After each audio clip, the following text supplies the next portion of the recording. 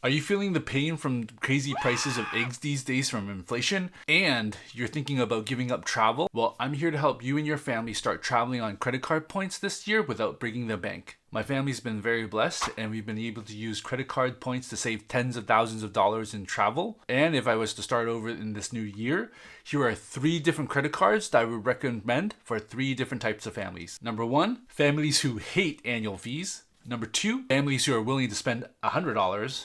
And number 3, families who want to YOLO. Group number 1, people who don't want any annual fees. Have you ever heard about the Bilt MasterCard? Mark my words, in this year, the Bilt MasterCard will be the most talked about credit card in the entire travel game. I'm a big fan of the Bilt card. You earn 3x on dining, 2x on travel, 1x on everything else. For most families, it would cover your restaurant spend. Unfortunately, it doesn't cover categories like groceries or gas, which are high spend for most families. The real magic comes in housing. Housing is the number 1 category that most families spend on a monthly basis, and Bilt's got you covered. As of filming, Bilt MasterCard earns 1 Bilt point per $1 spent on rent. And starting later this year, the Bilt president has already announced that Bilt will be entering mortgages. Both renters and homeowners will be covered going forward. And I don't know about your family, but we spend a ton on housing. This no annual fee card also provides great transfer partners, some of the best in the travel industry. And if you have no idea what transfer partners or transferring points are, think of it as you're turning this one cookie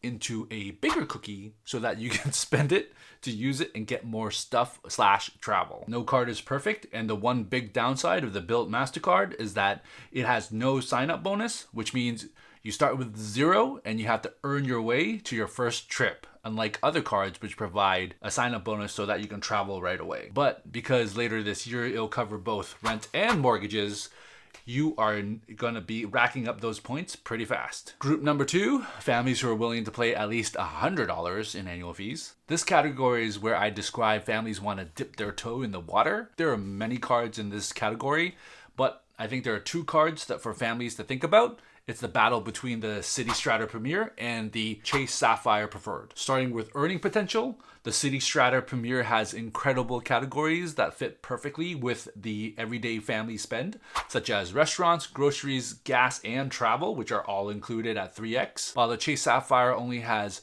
3x on dining, 2x on travel, and 1x on everything else. It loses out in multiple categories to the City Strata. For sign-up bonuses, as of filming, the City Strata Premier has a $75,000 sign-up bonus, while the Chase Sapphire Preferred has a $60,000 sign-up bonus. But as a travel credit card, here's where I think Chase Sapphire Preferred wins in several rounds. The Chase Sapphire Preferred, in my opinion, has more protection for travel, including primary car insurance, which is important for those families renting out vans, etc. In addition to travel cancellation, etc., I feel like the Chase Sapphire Preferred edges out the City Strata. Now on to transfer programs. Both programs have a ton of partners. City has 19 while Chase has 14. For City, they have Choice Hotels, which is a 1-to-2 transfer ratio, which is great. They have Wyndham Properties, which can enable unlocking Vacasa rentals. And they also have Accors and Prefer Hotels, which are also great in different regions. However, I feel like Chase has a stronger hotel lineup with Marriott,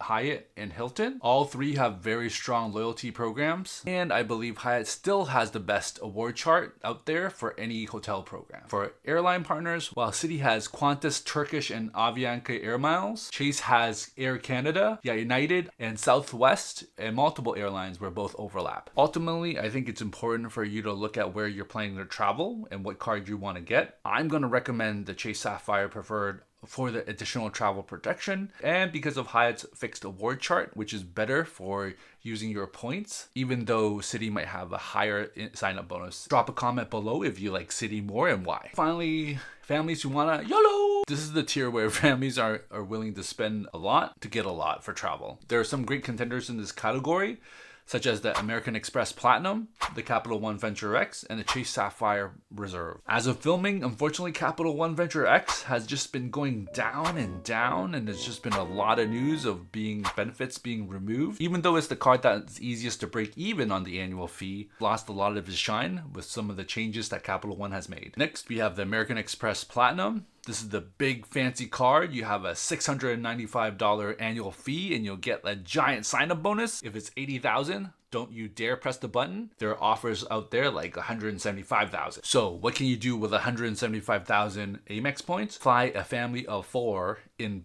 economy class to Europe from the US multiple times. But wait, why isn't this the card that I would recommend? Because it has a giant price tag. Even though the American Express Platinum has a ton of credits that you can get back, imagine coupons for getting money back for spend on different categories. It is a hassle and most people don't want to do it. Fortunately, it only has 5x on flights and 1x on everything else, which makes it a really bad card for earning potential. And finally, Chase Sapphire Reserve, which is the card that I want to recommend for families. I believe it's the right balance between semi-decent earning categories, a good sign-up bonus, and some of the best perks that you have for travel.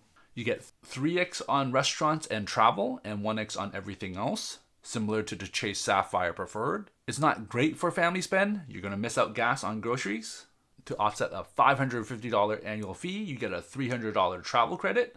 I believe it's now the industry's best travel credit because it might be the one of the easiest $300 travel credits to use. Pretty much any travel related vendor or store will ring up and use up that $300 credit. And this credit card has the best travel protections out of all the cards out there, including primary rental car collision damage, rate, delay, and interruption canceling policies, and even though small, the Chase Sapphire lounges, plus you can add guests to you without having to pay a fee, unlike this card, which charges you now. I like to use the Chase Sapphire Reserve to book most of my travel items, including the fees and awards from award redemptions. And if you're debating between which of these credit cards you're thinking about, check out these next videos where I compare them against each other.